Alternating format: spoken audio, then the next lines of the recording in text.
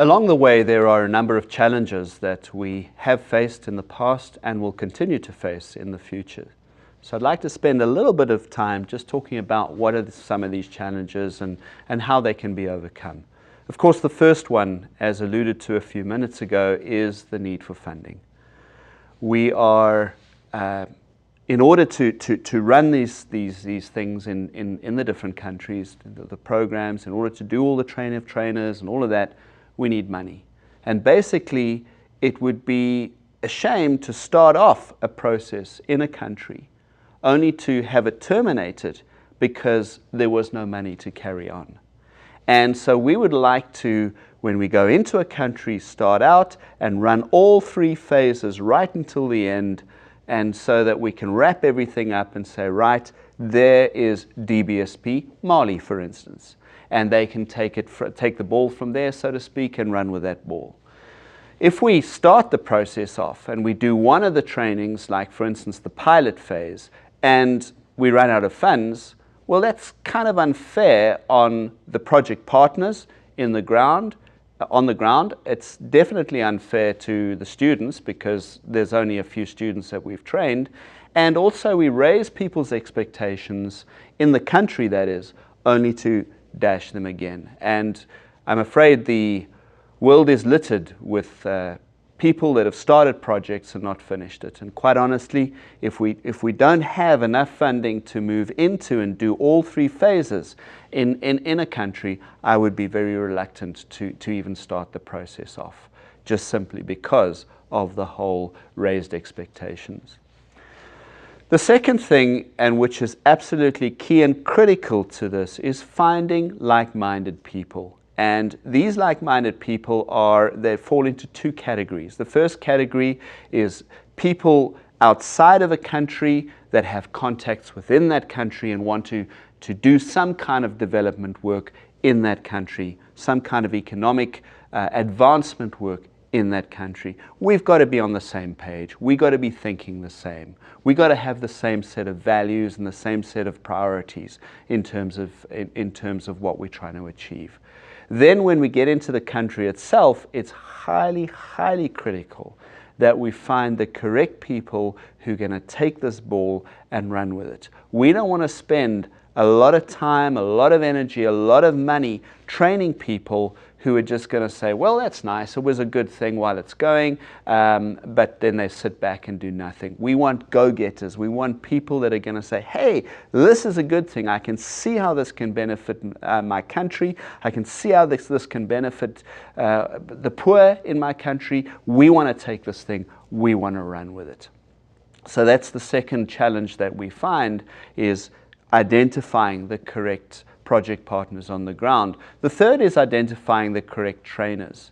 Now, what often happens is that a person could show a lot of potential, but when it comes to self-management, they end up falling down in that sphere. So, for instance, what they would do is they'd start training, they would become competent in this type of thing, but not be able to sustain themselves. And this is where one of the top priorities of DBSP and one of the slogans that we stand by is that unless you are a practicing entrepreneur, you have got no right to train another person to start and run their own business.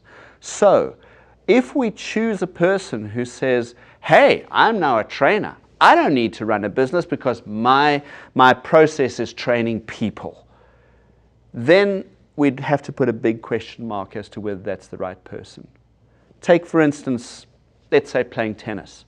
If you are a tennis coach, best that you are working on your game to make sure that your game is good before you coach others to play the game of tennis. We adopt a similar process in DBSP. Best that you running a business and running it well, and then train out of that background rather than, oh, I'm a trainer and I'm just sitting on my behind waiting for somebody else to give me a contract.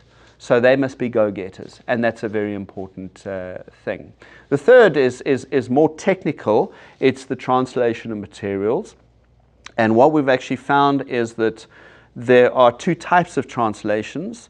The one is a very professionally done translation rather, by a professional person, which is way above the level of the students that we are trying to reach. And the second is someone that knows exactly what we want to do, but doesn't have the translation skills to put those the words together, the phrases together, so that it is easily graspable by most of the students. So somewhere in the middle of this is the ideal translator, and to find that person is a large effort, and that's where one of the large challenges come in. We need to have translation that is crisp, that is very easy to understand, but not put at a level that's way above any of the students that we're trying to train. Bearing in mind that the poor and the poorest of the poor are highly likely to not have the same level of education as some of the rest of the people of the country. The next challenge is the production of materials.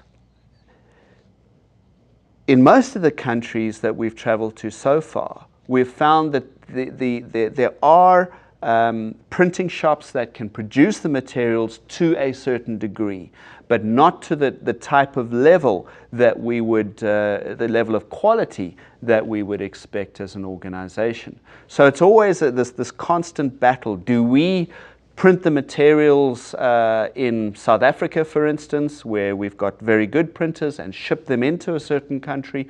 Or do we find somebody in that country and continue to look until we find the best person to do the job?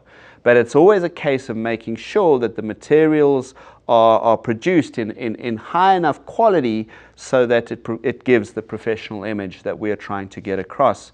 And then this brings me to another point, and that is making sure that the materials are secure and that copyright is upheld. And this is a very important point as well. There's certain things that we put into the materials to make sure that copyright is adhered to, and that is also a challenge that we face. The next, of course, is making sure that we've done a good job in terms of selecting the correct students, because, of course, it's critical that we manage to select that 25% of students that I mentioned before. Sometimes we're not as our selection process is not as crisp and clean as it could be for various reasons. So that is always a challenge. So let's recap. What exactly are these challenges? Number one is ongoing funding. Number two is identifying the correct project partners, both within the country and outside of the country. The third is the translation of materials. The fourth is the production of those materials and maintaining quality and standards. And the next is making sure that we have the correct trainers and ones that are business people and business orientated and not training orientated. And the last is the identification of the students themselves. Now, having said all that, there are a number of areas where partners are needed. And so in the next section, I'd like to talk about what would an ideal partner for DBSP be?